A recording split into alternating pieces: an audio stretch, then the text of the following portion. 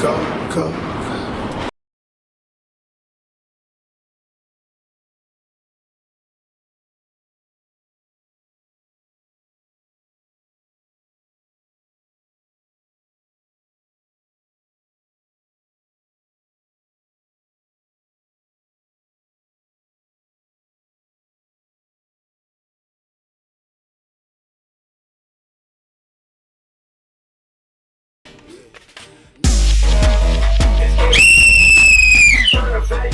You already know what it is, man. We back again. Clap it up. Game time, baby. Yes, game time. The Game Time Show 2018. Hope y'all didn't miss us. Yeah. Oh, nah.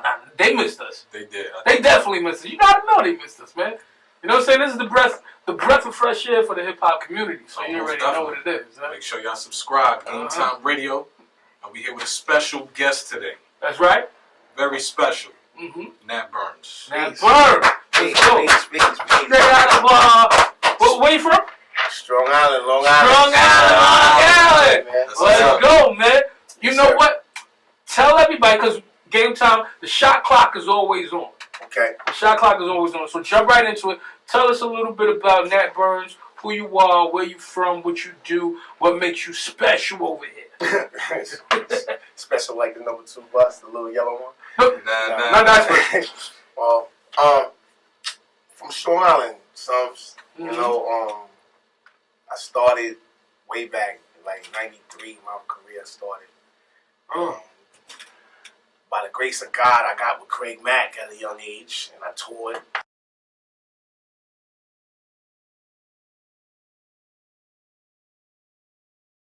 Shout out to Craig Mack. Peace to Craig Mack. Flavor was always in there. Flavor in your ear.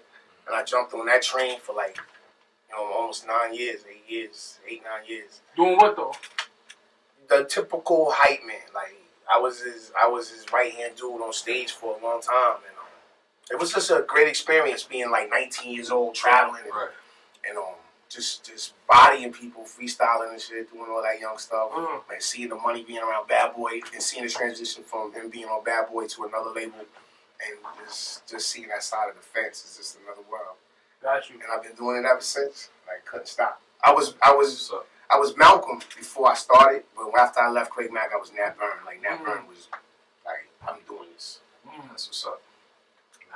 That's awesome. So not too often do we get like underground artists, right, who have the inside view of what the game is. You know what I mean? So like you said, kind of starting at that early age, what was it like for you? I know they've been probably crazy ass stories on the road. I already know. For this guy. Yeah. It's real. Like I mean, the groupie stuff is real. The gambling's real. You know the gangsters out there, Jane Statues, the clubs, strip clubs, everything pops. Man, it's real. Being next to it and so close, you try to balance the two between just having a regular life. Because it was a shock for the first couple of years because you come from just hustling around the way or whatever to flying in and out and landing and knowing different people in different states and doing that type of linking. So it's like, yo, my man from Chicago, my man from LA, my man from Kentucky, You start linking with people. And that part of it is good. Get off stage, gamble, you know what I mean? Get back to the hotels, nothing with chickens around.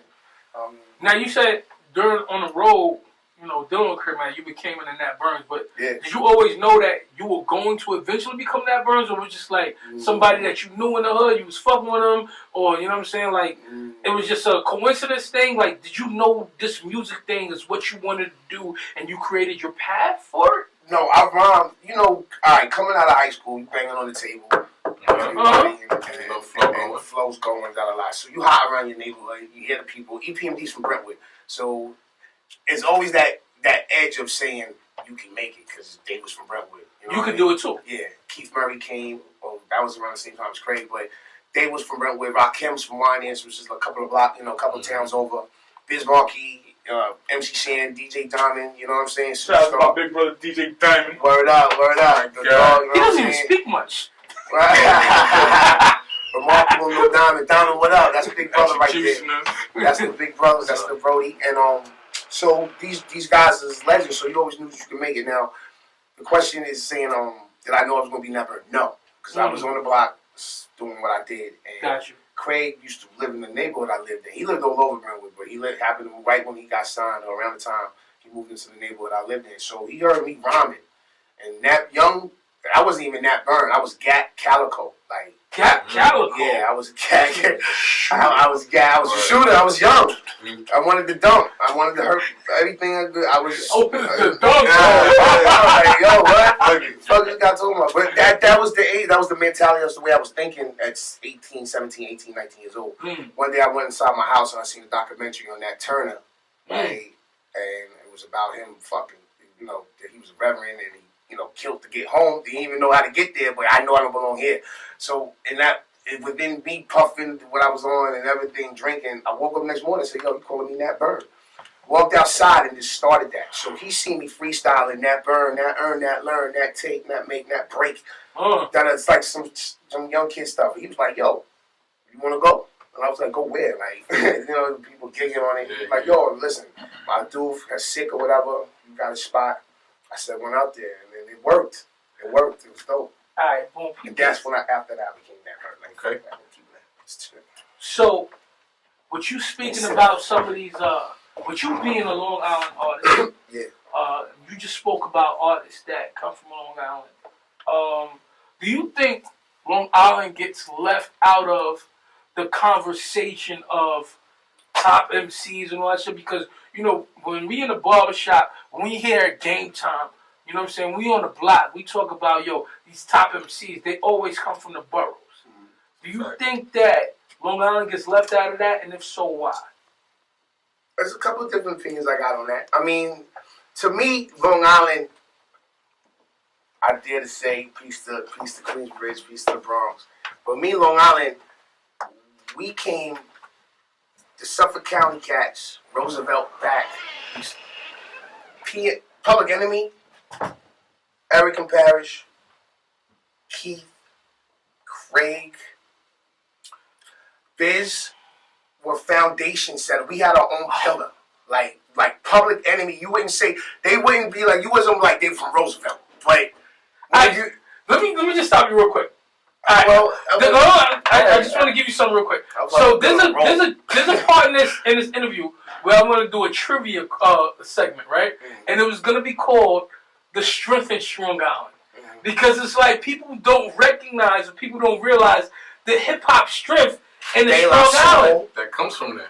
And it's like, this is why this type of interview is so important with a person like him to give that out there. To the culture and be like, yo, you know what? This is an untold story. Like the tale of two cities in damn near way. You know what I'm saying? Yeah. So this is so ill to have. You know what I'm saying? That's why. Appreciate that, man. I appreciate having that platform, man. Like I said, going forward, like as far as lyrically wise, what are you gonna say? Bar for bar and show for show, like Eric and Paris is still touring. Absolutely. Keith could go and I would take Eric Sermon beat right now. Keith could go to a party and turn the shit and tear it down. Don't let Chuck get free and get his man flavor, because they New York, but they wrote from Roosevelt. I know they from Long Island. Like, y'all from Long Island, right there, right, Nassau County, right there, pop. De La Soul, say what you want. They still, you could. People don't remember, but that's fine, and that's why I'm cool with that. But when you look at the books, you be like, "Yo, it's right there. It's right there. It's right there." The statistic is there. Proof is in the pudding. Yeah, right there. lyrically wise, I don't know about that, but I know conscious. Like I don't know, because Paris is a beast on any given. So when you talk about like consciousness and all these different type of artists and rappers, what type of artist do you consider yourself? At this point in my life, is definitely just. I would like to think it's conscious, but I really don't know how to classify. You think you're a conscious rapper? You're not a conscious rapper. Let's get the fuck out of here. I don't like his name. Like anytime radio, we gotta keep it 100%. All the time. You're not a conscious rapper. So, like, what's your wiki page? If we was to make a wiki page. Let's go. There you go. I like that. Like, what would that be? Like your biography, damn it. You know what I mean? Because at the end of the day, the people need to know. Our gamers need to know, like, who you are, what you represent, where you're from, what you're about. You know what I mean? So, foundationally, you're here to tell a story that is the untold story. You know what I mean? So we need to know who is Nat Burns. Like, at the end of the day, that's what Malcolm and Nat Burns is going to tell you. Like, fight for something. Sounds like lessons to be learned. That's what I want to say because I got songs. I look at my development over the years, and I got songs that like I sell crack. I got songs like that. But there's a lesson in that shit now that I want to be like. There's a reason why I lived that. That was a part of my life. So this is what was going on. Now at this age, it's like that's a fact because I listened to Cold World, right?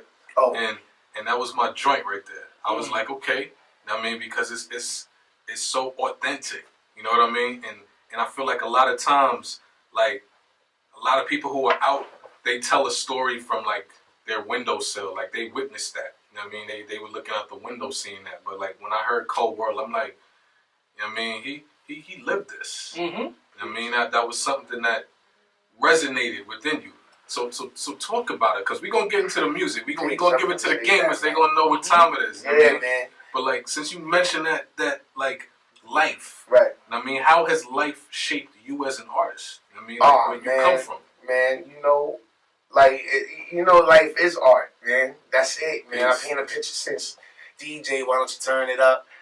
And going into that in particular song, peace to, D. Robinson, my brother Du Bois, you know what I'm saying, and Grand's Ramen. Robinson came with the hook, and I kind of orchestrated that whole thing. But breaking it down, it's that in particular song comes from a political, spiritual place.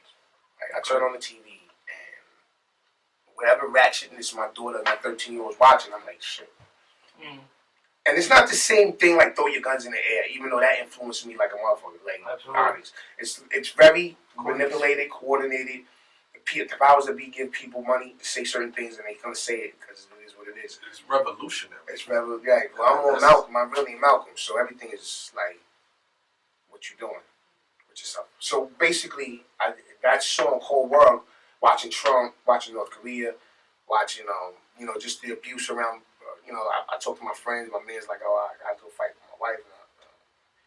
My peoples are still hustling and doing what they got to do to survive, but you're doing it right in front of the kids. I don't know. So, Cold World.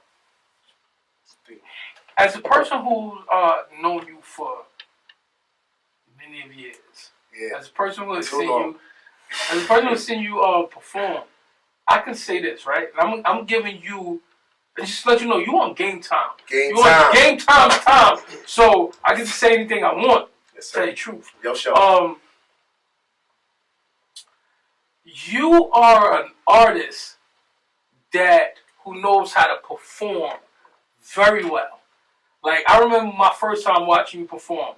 I sat back and I was like, oh shit, this dude knows how to capitalize and captivate on a fucking crowd. And you were probably like the first person I ever bit style off of. I swear to God. True talk, I was like, oh shit, I gotta do what he does. Like, first time I seen him perform, this motherfucker, I think he was all dressed or whatever, and when they called his name up, this motherfucker came out with like an army hat with no shirt on and shit, and he was going crazy, and I was like, oh shit, he had everybody in there. I was like, and the way he was moving to the beat, I was like, oh shit, I gotta learn how to capitalize people off of that. Like, what do you love most? Do you like writing and recording more or performing more? That kung fu come from everywhere, man. I mean, that's like. Did you say the kung fu comes from everywhere? Yeah, that Tai Chi come from everywhere. I like that. That's hot. Because it's like, okay, you could be a nice with your hands, but you got no feet work. You got no feet work. So you can be ill. You got no marriage. You got so all of that's a marriage. To be honest with you, the best part of the day is the performance. Bringing it to the you love performing more than the. No, the creating of the song. See, that's what I'm saying. That's part of the day. Because you just fucked up. This man will be in until the week start at 10 o'clock at night and won't finish at 10 a.m. the next morning, and go. What the hell did we just do? Holy shit! Did you see this? So, but then it's a learning curve to learn how to deliver it. The songs he's talking about, DJ, why don't you turn it up? You gotta understand. Watching with Craig, I seen the world's greatest performance at the time. Mm-hmm. I seen Missy. I seen a Puffy show. I seen Buster. I know Red. Like, well, you know what I'm saying? By Craig, like, yo, Red. Like, you see DMX. Correct. You see DMX. Just give it up. Let's go to the R&B side. You see Drew Hill. I seen Aaliyah, God bless, before she passed. You see the energy, and how to captivate and get up there and not be scared. Craig said it best. I ain't scared of you, motherfuckers. You gotta be very comfortable in your skin to go out there and just be like, yo, fuck that. That's some I'm shit. gonna leave it on stage. Yeah. And a lot of performers got bars, but they don't bring the stage. They gotta have 50,000 dudes with them. Well, I mean, I know it's fun and shit. I want 50,000 people on stage with me too, but I like that spotlight. And that I call it the Ray Charles movie. Okay. So, what you got going on? What can we look forward to? You just mentioned one thing. It's Cold World. You know what I'm saying? I'm putting out 4 singles. I'm becoming eclectic with the shit. I finally figured out how to do business. So we're gonna get into that too. I'm putting out 4 singles, and it's starting with Cold World the end of February. I say February 20th, but you know CBT time, so it might be a little bad March or so. But Cold World's coming first. I just got through shooting the video. Big up to Ross Graphics. Big up to, like I said, my brother, the boys, Grand. They on the track doing their thing. And that's what's coming first. Okay. Yeah, man. And So where do we give us your math? Where do we consume that? Where do we get the product from? Wow. Well, it's gonna go. I'm gonna do TuneCore, right? That's what we decided on. I'm gonna distribute the TuneCore, and it's gonna be on iTunes, Apple Music, everything that you can find. When I drop it, and then I'm not gonna use YouTube. I found out the other day there's something called Video. Get up on your Video because they pay you directly for your views. So I'm not gonna use YouTube. I'm gonna direct everything to this other platform and come and watch it. Don't cost you nothing to watch it, but I get paid while you do it. Great segue into the question I want to ask, right? Because you brought about different platforms that's going on right now. What do you think about the music business right now and how things have gone into, streaming, downloading, and different things like that? Have you found a way that you can kind of maybe teach some of the younger people coming up? Have you found that formula that works for you to get this money off of this new age of music business? Not the part of creating music, but the business part of making music. No. I'm great at music. I suck at business. I have to admit it so somebody can come. So that means Nat Burn is looking for a manager. It definitely is. Yeah, need a manager. I need somebody who knows what I'm talking about. I know what I'm talking about when it comes to music, right? Not that I'm naive. I've watched a lot of movies with artists that's just fucking blatantly jerk. I heard Johnny Depp's in bankruptcy. I don't know how. He's the best artist I know of, but the people he trusts with his money, what are you talking about? I'm still making Pirates of the Caribbean, and you're telling me I'm broke? Yeah, so, long story short, no, I don't know business the way I would like to. Because if I knew business, I wouldn't even rap. I would just fucking make money. I would take a dude and put him on the feet. Because I heard an interview the other day kind of perturbed me. It was like, what do you mean you don't have to be talented? The homie was like, you don't got to be talented. You got to be profitable. You know what I mean? I'm saying I don't do this. I don't even rap like that. And it was true. I get it. So talent don't mean nothing. The business is very important, but you gotta have the machine, you gotta have the paper, and then you can do whatever the hell you want to do. You know so another question I would ask you is, so we know what you do with music. What are you doing outside of music? I'm a partner in the audio video camera, meaning your homes are about to become smart. A plug. I don't want to know about your fucking extra job. Make money. I don't want to know how you make money. I'm talking about what are you doing in the entertainment field? Rap star. Let's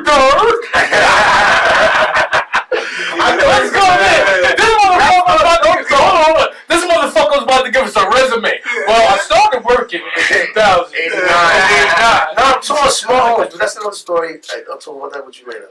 Alright, what are you doing outside? Before you go to that, tell them what Rap Star is. Rap Star is a trilogy about 4 characters: Millie Bucks, Bars, Young Lizzie, and Sky, which is Millie Bucks' fiance and girlfriend.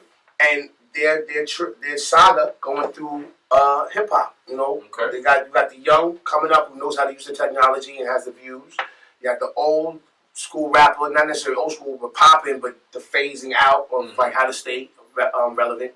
You have his girlfriend who's successful in her own right, powerful woman, but she's caught up with the struggles of being involved with an artist. Mm-hmm. And then you got Bars, who's on top of his game and just trying to manipulate the whole game amongst them. So that's what Rap Star is booming about, and then you have all the soap opera around it. That's pretty dope. Yeah.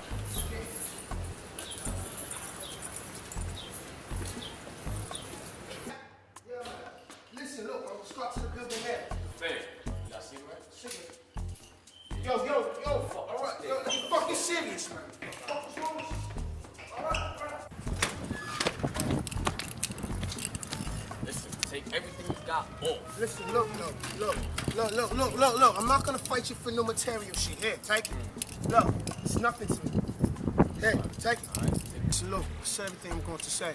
Look how my chain and my watches and things. It's nothing. Here, I even got credit cards. Here, take it. Listen, look, I had about $10,000 from the rap bottle about 10 minutes ago. You missed it. You had the credit cards, but that's gonna get you jammed up, though. I'm telling you. Jammed up? What the fuck you talking about? Slow down. All this fucking talking, y'all gonna do what you're gonna do or what?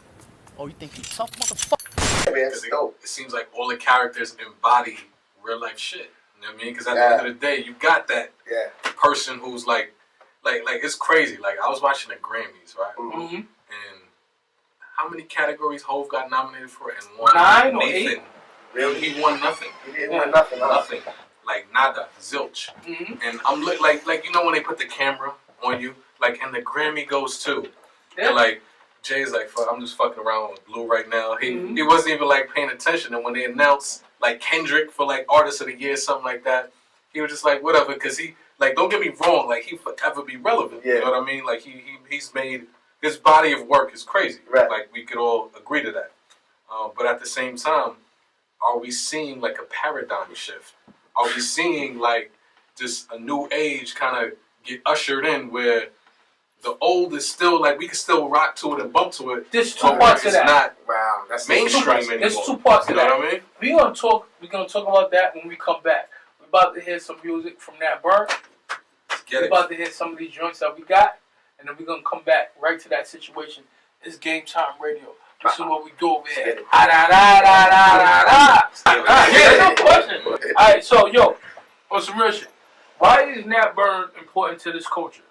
Facts. Important to the culture. I feel like I'm a protagonist or antagonist to whatever's going on. There's a yin and a yang to everything. So I feel like whatever it is, without being a devil's advocate to everything, I have a point to prove. I mean, a point to stand on, and I have something to say. I have a reason to be here. My bars are not punchlines. I write with that like. So I was like. No, I don't know. Yeah, man, that you do know what that means. I'm writing with a purpose.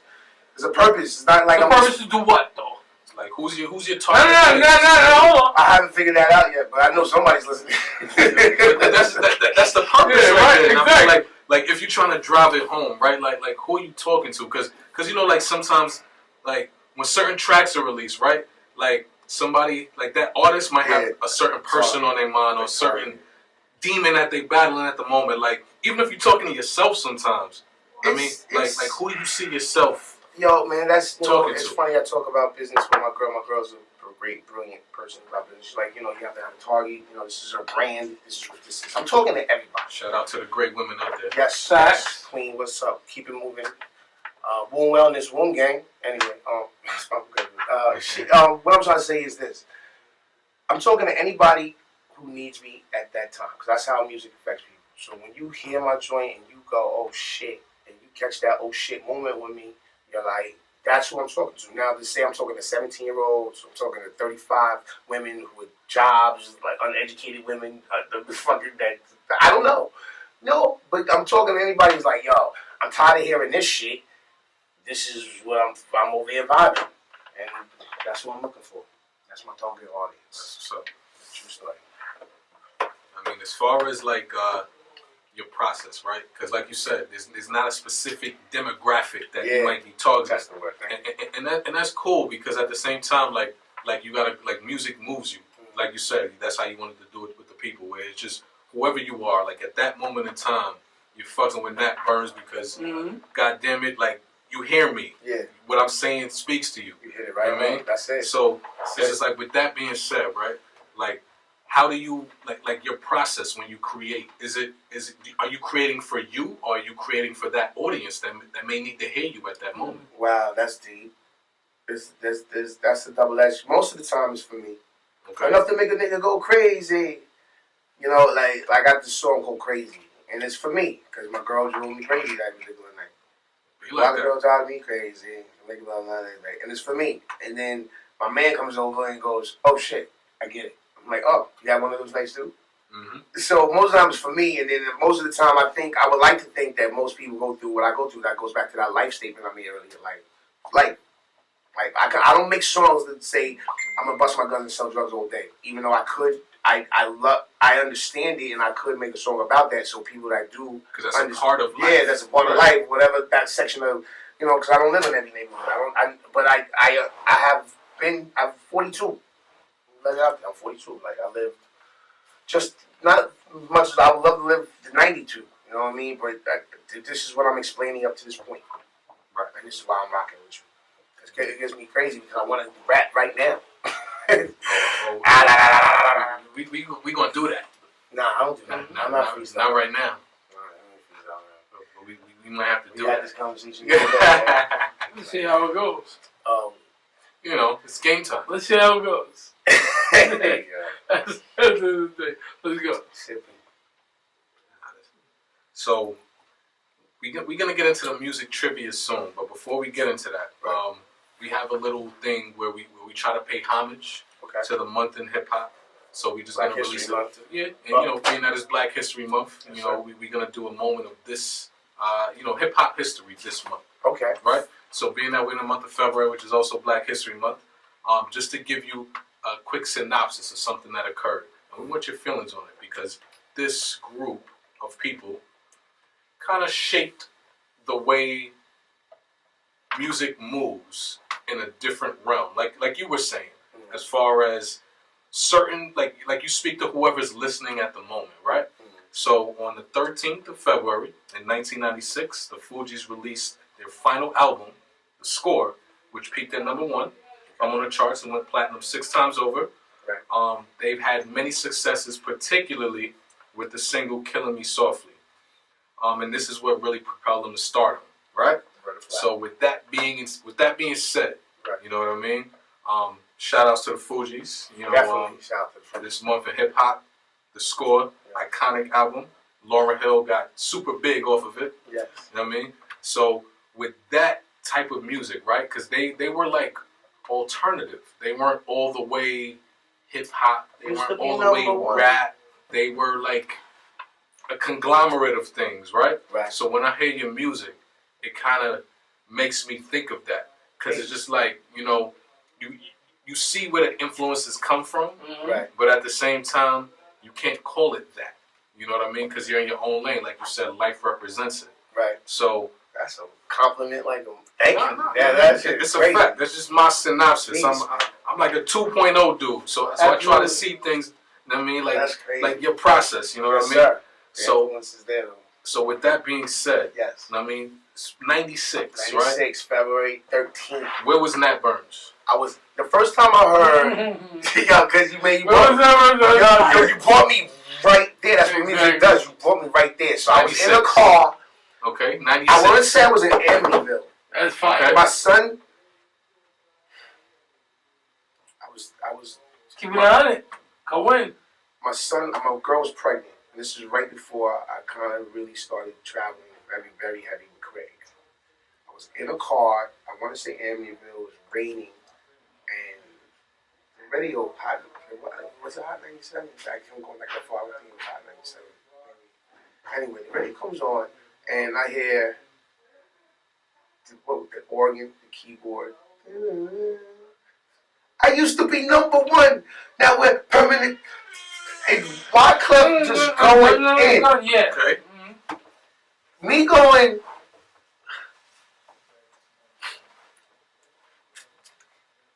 Oh la la la. Tonight. Going. What is that? How do you take it? This is hard to take. Wait. You don't take it no right way because it's the first time you hear it. 2 weeks later, it hit me. You know what I mean? 2 weeks later, it hits me. Holy shit! Because you go to the spot, and then you see everybody else. And their reaction. Because you don't want to be like, that's my shit.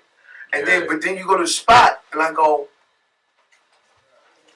and then what is it? Then you hear the album. The production. And then the people they brought with them. My man that got caught with all the liquid cocaine and everything. That just the whole class. And prizes awkwardness, but perfect. Right. To me. And Lauren, like you said, Killing Me Soft, it's amazing. Where was I? I was in a car. I definitely remember being in the car. It was raining. Whose car? I don't know if it was stolen or not. At this point, it didn't matter. I didn't call it. So, yeah. Fugees is definitely a big influence on me. Definitely. Like, forget it. That's what hip-hop's about to me in a nutshell. Oh, Master Who he. You can say what you want on Mr. Fugees. Big up Sonny Blitz. Big up Sonny Blitz, yeah. Nah, that's a fact. I mean, and just like that era of music. I mean, whether you talk about R&B, whether you talk about hip hop, because R&B sometimes is the thing that kind of moves rap to a degree. Because we all remember growing up in a house where our mothers was like, "Turn that music off. It's too loud," and they didn't quite understand it the way we do. You know what I mean, so a lot of musical influence stemmed from R&B or soul or like those things. So being an OG, right? Yeah. Like growing up, was that a part of like your child like that? And how has that influenced you? Everybody, SOS Band, Outstanding. What are you talking about? Cheat, Freak Out. Like, first of all, hip hop should be that. If a hit R&B song come out or a dance club song come out, MC by nature should want to rap to that beat. That's the blueprint. And rhyme. But see, the issue is you got producers now. They got the producers, but producers are Follow this first. Follow this first. Follow this that I created. Yeah. And then you can go on and maybe do something. I'm a dude. Eric Rakim said it best. We could be a quiet storm. You hook a beat up and turn it into hip hop form. Run a rhyme and graffiti. Like that's run a rhyme and graffiti. And let me show you. See, like that's me. Like you take the. If I wish I could take a Rihanna song. I say I wish I could take a Rihanna song and make it. But then it's just now it's those type of new songs you can't do it because it sounds redundant. It sounds like you're trying to be like Drake or it sounds like you're trying to be like. It's hard to do it because rap is already embedded into the R&B already now. So it's kind of hard to. It's fused. It's not diluted or separate where you're rapping to a Temptation beat and you know it's a Temptation radio. Let's get. This is Burn After Dark. I don't give a fuck, this is how I walk. From Selden to College Park, to all my Hebrew friends, Molotov. Enemies get the Molotov. Pretty women go and wind it up. You can find me at anywhere, always design it up. I found a penny, watch me shine it up. I found another block, watch me grind it up. The man's never kind of us. Then you seek and you find it us. Kings in his highness us. See the pretty queen with her diamond stuff, don't hurt him, daddy. Glad he wouldn't marry, but can't you understand how long they treating us badly? And you sadly mistaken if you think you haven't awakened the love that was forsaken or the lives that you taken. Are you working for Satan because you lead us to temptation? Every time I think of peace, all I have is imagination. Not on vacation, but I'm right here. Yeah, back from the past ahead by light years. Yeah, it's been a minute, but now that I'm back at it, every time I see your ass is automatic. Don't hurt him, daddy, but now the trust became press. Won't give immigration to Mr. Valdez. And the black man on trial, black man he found dead. Between a crack valve and a smile, he found lead. Is that love in hip-hop? See my life inside a sitcom? Lebanon can get wrong. Who's truly the victim? So let me choose my weapon carefully. Beware me. Burn upon deck. Sums you on after? Yeah, you already know what it is. Nat Burn, Malcolm Eldridge. You can't spell it. Game Time Radio. You know what I mean? Game Time Radio. It's Game Time Radio. Hashtag it. You find me. Check this out. Go to Google. Go to Facebook. Type in Malcolm Eldridge. MALCOLM ELDRIDGE. Game Time. Thanks.